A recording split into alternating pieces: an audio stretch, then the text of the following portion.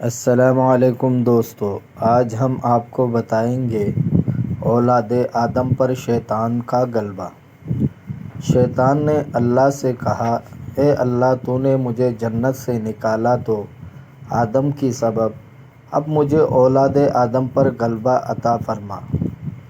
رب تعالیٰ نے فرمایا، میں نے تجھے انبیاء کی سوا جن کی عصمت مسلم ہے آدم کی اولاد پر غلبہ دیا۔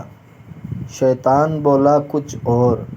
رب نے فرمایا، جتنی آدم کی اولاد ہوگی اتنی ہی تیری اولاد ہوگی۔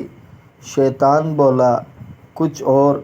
خداوند کونین نے فرمایا، میں نے ان کے سینوں کو تیرا مسکن بنایا، تو ان میں خون کی طرح گردش کرے گا۔ عرض کی کچھ اور۔ فرمان الہی ہوا، اپنے سوار اور پیادے مددگاروں سے امداد مانگ کر انہیں مال حرام کی کمائی پر آمادہ کرنا، انہیں ایام حیض وغیرہ میں مجامعات سے اولاد حرام کا حقدار بنانا اور حرام کاری کے اسباب مہیا کرنا، انہیں مشرکانہ نام تعلیم کرنا جیسے عبدالعزیٰ وغیرہ، انہیں گندی گفتگو، برے افعال اور جھوٹے مذہب کے ذریعے گمراہ کرنا، انہیں جھوٹی تسلیاں دینا جیسے معبودان باطلہ کی شفاعت، آباء و اجداد کی کرامتوں پر فخر، طویل امیدوں کے ذریعے توبہ میں تاخیر وغیرہ، اور یہ سب کچھ تہدید کے طور پر تھا، جیسا کہ فرمان الہی ہے، اعملوا ما شئتم، تم جو چاہو کرو۔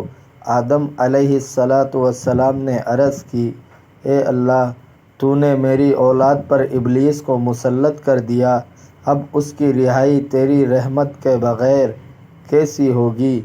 رب نے فرمایا، تیرے ہر ایک فرزند کے ساتھ میں محافظ فرشتے بناؤں گا۔ عرض کی ابھی کچھ اور۔ فرمان الہی ہوا، ایک نیکی کا ثواب انہیں 10 گنا ملے گا۔ عرض کی ابھی کچھ اور۔